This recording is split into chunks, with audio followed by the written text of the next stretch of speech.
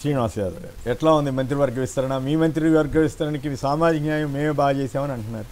ఇప్పుడు ఒకటే ముందుగా మీకు, అదేవిధంగా సతీష్ అన్న గారికి, విఠలన్న గారికి, సాక్షి టీవీ ప్రేక్షకులకు శుభోదయం. కాంగ్రెస్కు తెలంగాణ ప్రజలు నమ్మి వాళ్ళు చెప్పిన 6 గ్యారంటీలను నమ్మి అధికారం ఇచ్చింది, మంచి మెజార్టీతో ఇచ్చారు. దాదాపు 17 నెలలు అయిపోతుంది. సో మంత్రివర్గ విస్తరణ ఎందుకు చేసుకుంటామంటే పరిపాలనా స్వావలంబన కోసం, పోర్ట్ఫోలియోస్ ఏవైతే ఉంటాయో అవి మంచిగా పనిచేయడం కోసమే పరిపాలనా స్వావలంబన, పరిపాలన మంచిగా జరగాలని. సో 17 నెలల తర్వాత వాళ్ళు మంత్రివర్గ విస్తరణ చేసుకున్నారు. అది కూడా మళ్ళీ 3 ఆపుకున్నారు.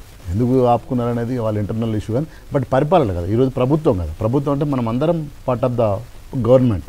మనందరికీ ముఖ్యమంత్రి అవునన్నా కదన్నా, మన అనుకున్న ప్రధానమంత్రి కాబట్టి.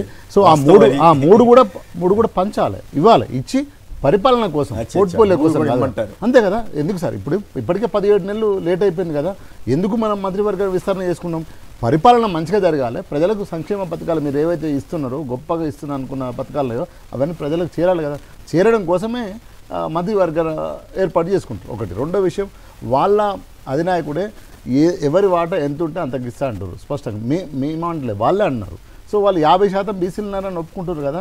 సో మరి 50% ఈరోజు బీసీ మంత్రులు ఉన్నారా? 3 ఉన్నారు. నిన్న శ్రీహరితో పాటు 3 ఉన్నారు. కాబట్టి నేనేమంటున్నా, మీరు ఏదైతే చెప్పిండ్రో అది చేస్తే ప్రజలు హర్షిస్తారు.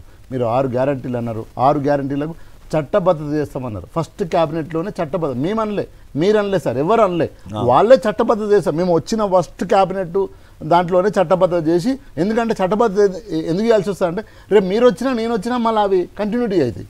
చట్టబద్ధత చేయలేదనుకో మీ గొప్ప పథకాలు మిస్ అయిపోతాయి. కాబట్టి చట్టబద్ధత చేస్తే సచ్చినట్టు ఎన్నుకొచ్చినోడు కూడా అవి ఫాలోఅప్ చేయాలి. కానీ చట్టబద్ధత చేయలేదు. ఈరోజు 15 నెలలకు నొక్కొచ్చిండ్రు. ఆ 6 గ్యారంటీలు ఏమవుతున్నాయో అన్నకు తెలుసు, నాకు తెలుసు, మీకు తెలుసు. కాబట్టి మీరు సామాజిక న్యాయం అనే దాని మీద ఈరోజు 50 ఏళ్ళు పరిపాలించి తెలంగాణను ఎక్కడ కూడా మీరు ఏ అవకాశాలు ఇచ్చారో మీకు తెలుసు, తెలంగాణ సమాజానికి తెలుసు, తెలంగాణ ఉద్యమం ఎందుకు వచ్చిందో తెలుసు. కాబట్టి ఇప్పటికైనా ఆ 3టిని కూడా ఇమ్మీడియట్లీగా మూవ్ చేసి పరిపాలన మంచిగా ఇన్ఛార్జ్. ఎందుకంటే సార్ ఒకటి బాధాకర విషయం ఏంటంటే 2 పోర్ట్ఫోలియోలు చాలా ఇంపార్టెంట్ పోర్ట్ఫోలియోలు సార్. ఒకటేమో హోమ్ మినిస్ట్రీ, రెండోది ఎడ్యుకేషన్. ముఖ్యమంత్రి తర్వాత మళ్ళీ నెక్స్ట్ ల్యాండ్ ఆర్డర్ను మొత్తం వ్యవస్థను కంట్రోల్ చేయాల్సింది ఎవరు సార్? హోంమంత్రి. ఇప్పటివరకు హోంమంత్రిని పెట్టుకోలేదు వాళ్ళు, 18 నెలలు కావస్తుంది. సో కాబట్టి ఇవి కాకుండా మొత్తం చేసేసి మీరు ముందుకెళ్తే ప్రజలు హర్షిస్తారు, యాక్సెప్ట్ చేస్తారు. అసంతృప్తులు ఇవన్నీ ఎట్లా ఉన్నాయి పర్వాలేదు సార్. కాంగ్రెస్ అంటేనే అసంతృప్తి కదా సార్, కాంగ్రెస్ అంటేనే అసంతృప్తి. ఓపెన్ సీక్రెట్ కదా సార్. దాన్ని వాళ్ళు ఏమంటారు అంటే మంచి వర్డ్ డెమోక్రసీ, ఇంటర్నల్ డెమోక్రసీ అంటారు. అంటే బల్లలు వలగొట్టుకున్నా గల్లలు పట్టుకున్నా ఇంటర్నల్ డెమోక్రసీ అని ఒక అద్భుతమైన వర్డ్ వాళ్ళు ఖాయం చేసుకున్నారు. ఎవరో మీలాంటి వాళ్ళు ఇచ్చి ఉంటారు మంచి వర్డ్ అని. సో అది వాడుకున్నారు. ఇప్పుడు అసంతృప్తులు పోలే, చర్చిస్తున్నారు. వాళ్ళకి ఏదో ఇస్తారు. నేనేమంటున్నా, ఇంటర్నల్గా ప్రేమ్ సాగర్ రావు ఆదిలాబాద్ నుంచి చాలా మంది మనకు కనిపించిన 4 పేర్లు కాకుండా ఇంకా బిహైండ్ ఇంకొక రాజగోపాల్ రెడ్డి అయితే 6 లేదా 100 అంటుండు ఆయన. అయితే 6 లేదా 100 అంటుండు ఆయన. అయితే ఇస్తారా నేను వెళ్ళిపోమా వాళ్ళ? అయితే 6 లేకపోతే 100, నువ్వు ఇస్తే లేకపోతే లేదని ఆయనే మాట్లాడుతుండు. మనం మాట్లాడినా కాదు, గతంలో కూడా మాట్లాడి ఆయన నాకు హోంమంత్రి కావాలని కూడా అడిగిండు.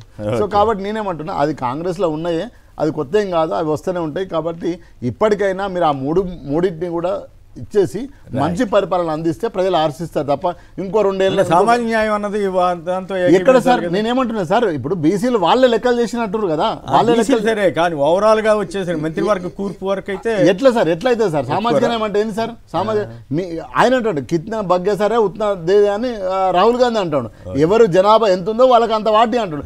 బీసీలకు 50% ఉందని మీరే అంటారు కదా సార్. సార్ నేనన్న మాట కదా సార్, మా అధినాయకుడు అన్న, వాళ్ళ అధినాయకుడు అన్నాడు సార్. రాహుల్ గాంధీ ఏమన్నాడు అంటే, ఎవరు ఈ దేశంలో ఎంత జనాభా ఉందో అంత జనాభా రాజకీయంగా మేము అవకాశం కల్పిస్తాము, అదేవిధంగా చట్టం కూడా చేస్తాము రేపొద్దున పార్లమెంట్లో మా గవర్నమెంట్ వస్తుందని మాట్లాడండి. ఫస్ట్ మీ గవర్నమెంట్ కదా ఇక్కడ ఉన్నది. కాబట్టి సామాజిక న్యాయం చేయమని అంటున్నాం.